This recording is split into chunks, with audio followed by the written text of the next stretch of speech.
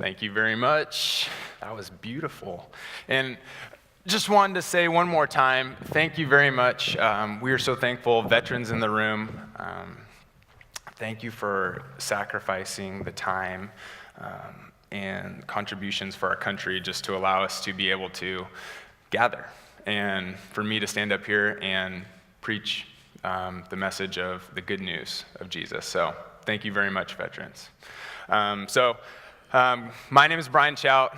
Good morning. I am the college pastor here, like Rick said, and Mike is out of town this weekend, so you're all stuck with me. I'm going to be talking about God, Christianity, science, how that all relates. But we're talking about our series that we're in, which is Engage here. So why do we engage? Just really quick, Pastor Mike last week, he talked about the purpose of the series, he introduced it. Why is it important to engage in the culture that we're a part of right now? Well, one, it's always changing. There's new scientific discoveries, there's new technological advancements, new political leaders, new economic climates that constantly shift the culture, and it's hard. We need to engage in that culture to allow us to be relevant as Christians in it. So we're talking about the relationship between Christianity and science today, and next week we're going to talk about the legitimacy of the Bible. Is the Bible reliable? The following week we're going to talk about hell. So it's going to be good. So right now, this whole engagement process, first of all, thanks for coming because you're participating in this engagement, this further discussion. But if you want to contribute and engage further, we have small groups that are really good. Jamie Mills, our discipleship pastor, he leads small groups, and those are a further way to continue the conversation. Because right now, we're generally here in a passive process. Like I'm talking, you're listening, there's not as much dialogue coming back. So after this, I would encourage you to talk to Jamie to actively engage after this if there's any questions throughout this series. And if you might be unfamiliar, skeptical about Christianity, we're also glad you're here. Maybe you saw the Engage, and we're thinking, hey, I want to figure more about this. I have a lot of questions, and I'm just not sure. And let me just say that this is a great series, and I'm glad you're here today. Keep asking your questions if you're skeptical, because our faith calls us to be engaged in it and ask questions and not just passively sit and take whatever's coming from this stage or whatever you read on a blog, making sure that you are actively engaged in asking the hard questions. So keep doing that. So you might be thinking, why is a pastor or a Christian coming up and talking about science? Well, I need to share a little bit about my backstory. Hopefully that'll give a little more legitimacy to what I'm saying up here. I received my undergrad in communication disorders and sciences from U of O. Go Ducks, go Beavers. I don't know anymore. I graduated from U of O. Now I'm a college pastor here at Oregon State. I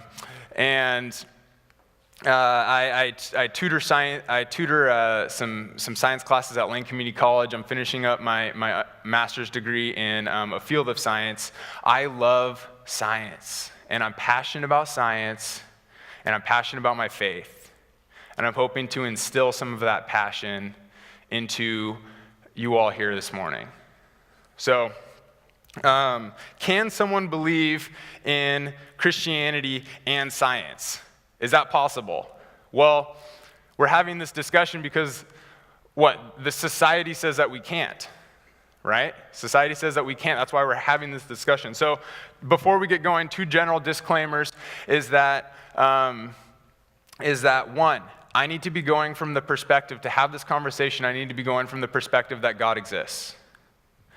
And the reason being because over 80% of the world believes that our God or a God exists. Over 80% of the world.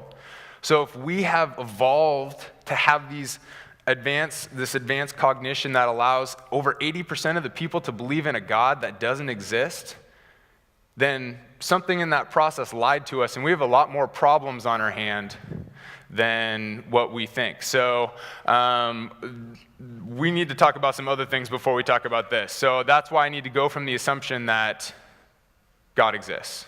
Second point, second disclaimer. This isn't a science lecture.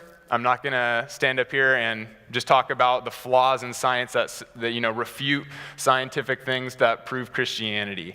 What I'm trying to do is talk about the relationship between Christianity and science and how they can actually get along. So, if there's only 2 points that you can get from this morning, it's this. That, one, science and Christianity can complement each other when science doesn't try to answer religious questions and Christianity doesn't try to answer science questions. And we're going to talk more about this in a second. And then two, once you go from that perspective, when we deeply engage in the world that we live in, what happens is that we actually find evidence for the person who created it. So, let's talk about the problem. We said there's a problem between Christianity and science, so let's talk about that problem. Basically, science says that there's no physical evidence of God or for God, therefore he doesn't exist. And as Christians, then we say, well, I believe in God, and if science says that God doesn't exist, then I can't support science, right? And so then science says, well, we're rational and logical, so if you don't support us, then you're stupid and we can't be friends.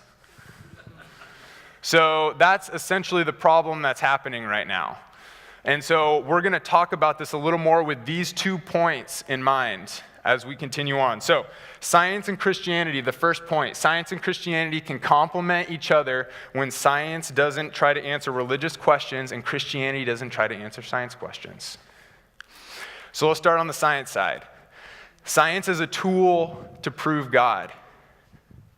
I'm going to be blunt and say that science is ill-equipped to prove the existence of God.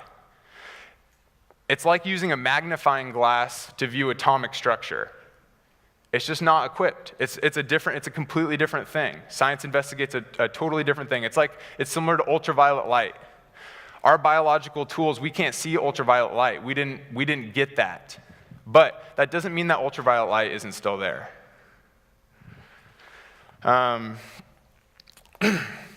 So it's, science as a tool to see God, even though it can't see God, doesn't mean that he's not there, all right?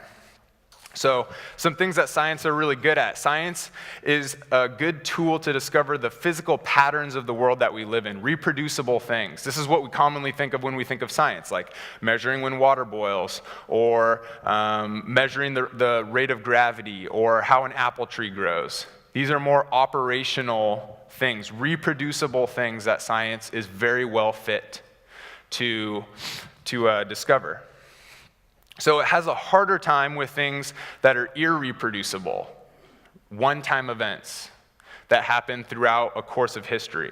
For example, things like the beginning of the universe. That's a one-time event that happened, hopefully. Maybe some people with more like quantum physics backgrounds are kind of like chuckling because there are different theories with all that kind of stuff. But so the beginning of the universe, one-time event. Murder, like criminal science, one-time event. That happened at one point in history, and then you use forensic science to try to piece together all the evidence to try to figure out what happened at that one point. Okay? Though that's more of origin science. So we have the operational, and then we have the origin science. Miracles that we see in the Bible are more of what? They're more of a irreproducible one-time event. This is why it's harder for science to be able to support the claim of miracles or one-time events. It's not that they can't, because in the same way that you can, well, by definition, a miracle cannot. But for one-time events like murder, and you can use criminal forensics to figure out what happened, it is possible, but it's very difficult.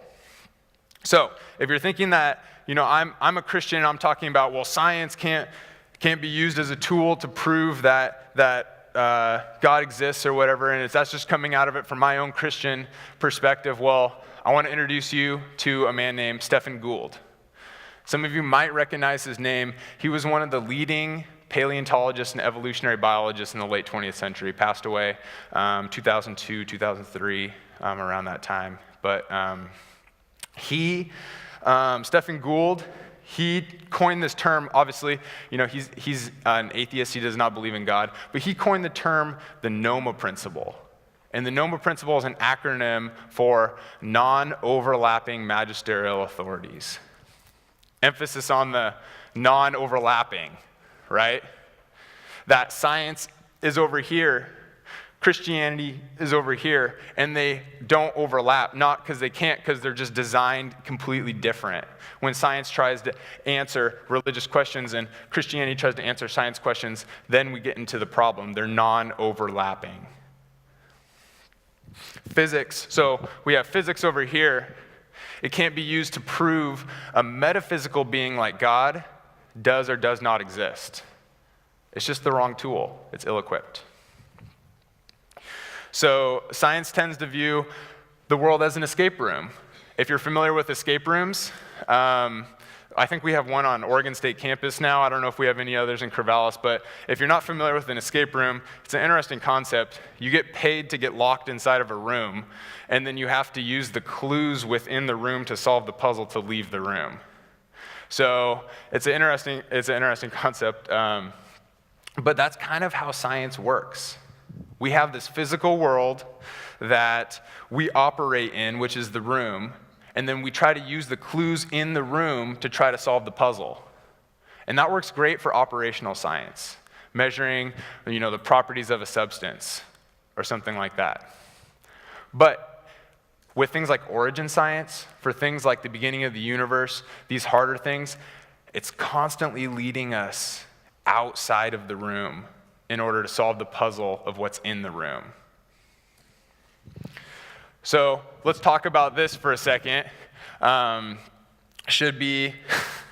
If you're not familiar, maybe this is, there's not as many high school or middle schoolers in this crowd, but if you are, you might not recognize this. That's the Jesus fish with 2 legs because it evolved, and now it's the Darwin fish. So I figured if we're talking about the relationship between Christianity and science, we should probably talk about evolution, right? That's a pretty hot topic. So evolution, you can see that evolution perfectly encapsulates what the problem is between the relationship between Christianity and science. So, for instance, science will make the claim that organisms adapt to better help them survive in their environment. That's great. No problem here. It's great. That's sound scientific logic that's been investigated and very well supported in science. But then what happens is that science says, well, now we can prove how humans existed, which refutes the Bible and disproves God. Hold on. There's a lot of other steps that need to happen before you can make the religious, more metaphysical statement that God does or does not exist. And so before science can catch up to that process, then Christians come in and interject and say, no, you're wrong because I believe that God exists, and we've arrived at the problem. Notice we're trying to, as Christians, when science makes a claim that they shouldn't have made, we try to defend our faith. Notice that God doesn't need our defense. He doesn't need us to defend him from the claims that science is making. What's happening is that we are putting our identity into Christ and into God, and then when science attacks that, we feel personally attacked, and then we kind of lash out at science and then start making some claims about science, like how organisms adapt to better help them survive in their environment, which is a perfectly legitimate scientific claim, and say that that's false. So we've arrived at the problem, right? Christianity has just tried to answer a scientific question or made a scientific statement, and then science over here has tried to make a religious statement or tried to answer a religious question. All right? So another problem or another thing to think about with evolution is that evolution, sorry, I'm a walker if you noticed. I'm just like all over the stage right now. I like to move around, so just be ready for that. So another problem is that evolution has a hard time explaining morality. It's just kind of talking about the difference between science not being a tool necessarily to prove these metaphysical religious statements. So the morality aspect. Mass killing, nature's brutal. Mass killings happen all the time in nature. Yet when humans do them to each other, what do we call it? Genocide? call it mass murder.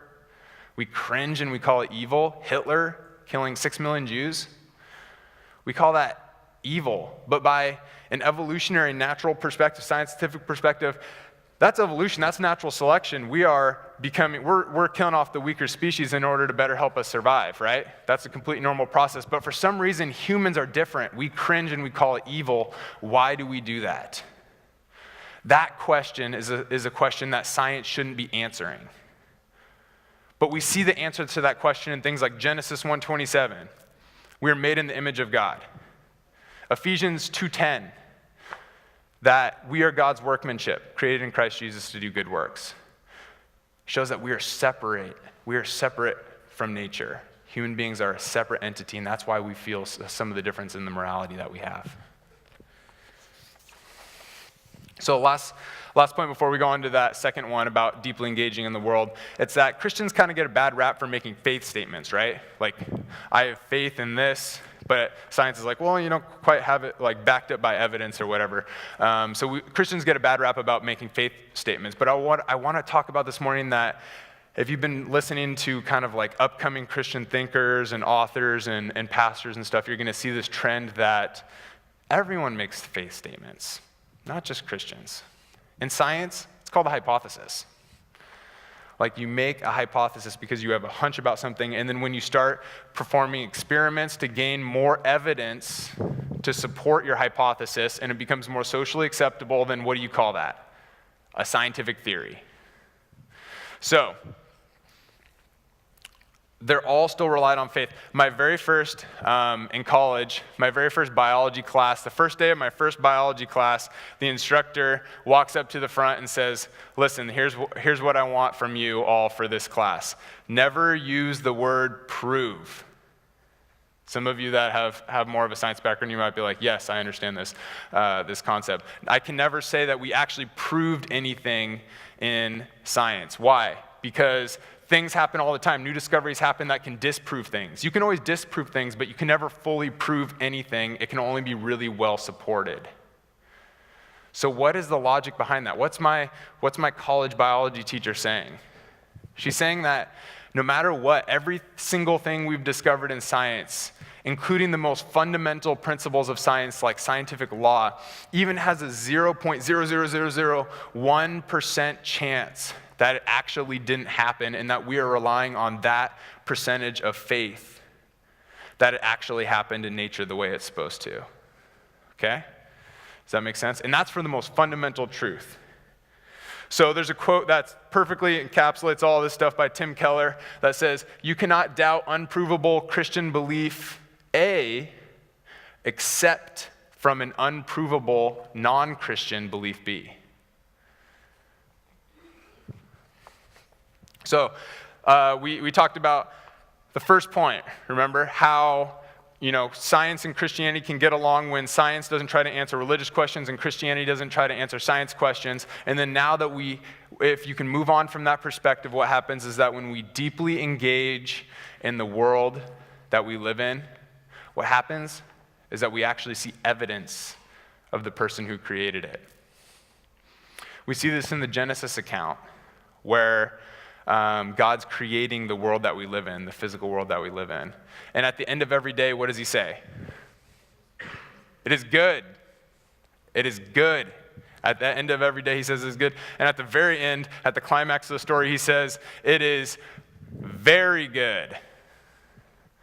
So what type of language is he using there? Really, he's talking about not like, I just finished that and that's a good thing that I just did. It's more of like, I enjoyed that and I delighted in that. I delighted in the creation that I just made. So like, good example, I'm a terrible cook, freely admit that. But it's like, if I just made the best meal that I've ever made and I just had this awesome creation here and I just finished eating it and I just enjoyed that and I delighted in that and I said, that's good. That's the type of language that we're seeing. God delights in the world that he's given us, and he wants us to delight in it as well. And the way we do that is to investigate the patterns of the world that he gave us, to investigate that. And what's the tool that we use what's the best tool we have to investigate the world that we're in? Science. To delight in the world that God gave us. So, the difference between that is that, so we commonly think when God's looking back at the world, right, Genesis account, he's talking about how he says it is good, it is very good. When he looks back at the creation, we commonly think like he's on a mountaintop, like how we would view it. He's on a high mountaintop, he's looking over the vast expanse of the world. Maybe he's looking from space. It's like, if you've seen space pictures, it has like the black backdrop and it has the crown jewel that is the earth, and it looks really pretty against the black backdrop. But really, what this is a simplistic view of how God really viewed the world when he said it's good, when he really enjoyed in it. What he's saying, when God viewed the world, when he created it, he was looking at every single scientific discovery that has happened and is yet to happen. All the fields of biology, chemistry, physics, anatomy and physiology, every single field, and he was looking at all of the properties that tie everything together at the microscopic and macroscopic level. He was looking at all of it, and he was saying, that is good, and I delight in that, and I want you to delight in that by exploring it further. So, Mike talked last week about relevance. Like, how do we be relevant to the people that we're talking to? And today, we're talking about science. And so, how do we talk to someone that's from a scientific background that may not believe in God? Well, a good way to not do that is to cite the Bible. Because to someone from a secular scientific background, the Bible has no legitimacy. It's like if you were trying to convince me that Santa Claus doesn't exist, or it does exist, right?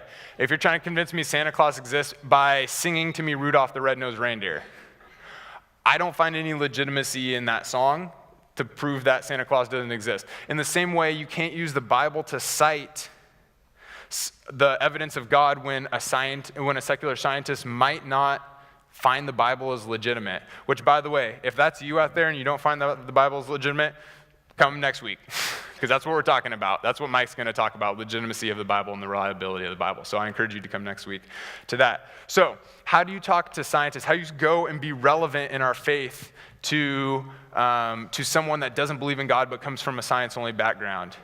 And what you need to do is talk about the people, or be that person who has a scientific background, who has deeply engaged in the field of science that they're from, and then still maintain their faith or have their faith grow in it.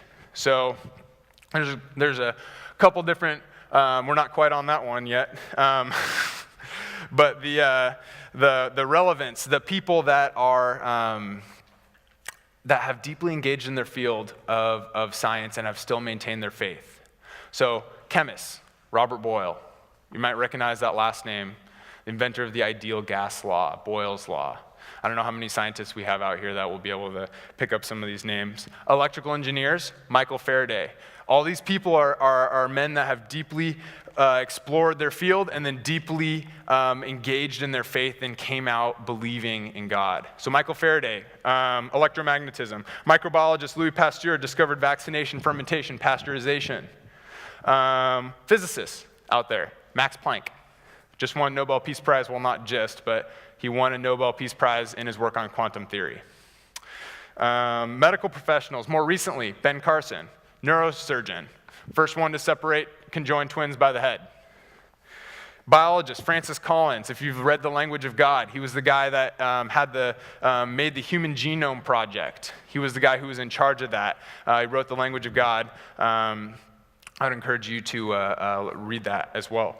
So, are all these people just really, really smart in one area and really dumb in another area? Like they're really smart and successful, and like Max Planck's really smart and successful in the field of quantum theory, but really, really dumb because he believes in God? Or have these people actually really investigated both their field and their claims of faith and then come out saying, I believe in God, from a scientific framework? So now we can go on to those slides that we had up there. So these I wanted to just show you. We're not going to talk about a lot of them, but basically there's just a couple of statements up there that Christianity and science don't disagree on. That, I'm talking about the problem where we overreach in each category and start to generalize and throw out, the baby with the bathwater, so to speak, where we say all of science is wrong or this aspect of science is wrong. These are just some of the things that you can look through them. I'm not going to really talk too much about them that science and Christianity actually get along with. So like the laws of nature exhibit order, patterns, and regularity, that second one. Well proven and supported in science. We see that in the Genesis account. God's creation, he created evening and morning, and there was this routine and there was this pattern behind it. Human beings possess the ability to discover the universe's intelligibility. That's Romans 1:20. For since the creation of the world, God's invisible qualities, his eternal power and divine nature have been clearly seen, being understood from what has been made, so that men are without excuse. Next point down, the last one. God encourages, even propels science through his imperative to humans to take dominion over nature. Genesis 1:28. Be fruitful, multiply, subdue the world, take control over it, engage in the world, explore the world, delight in the world, be good stewards of the world.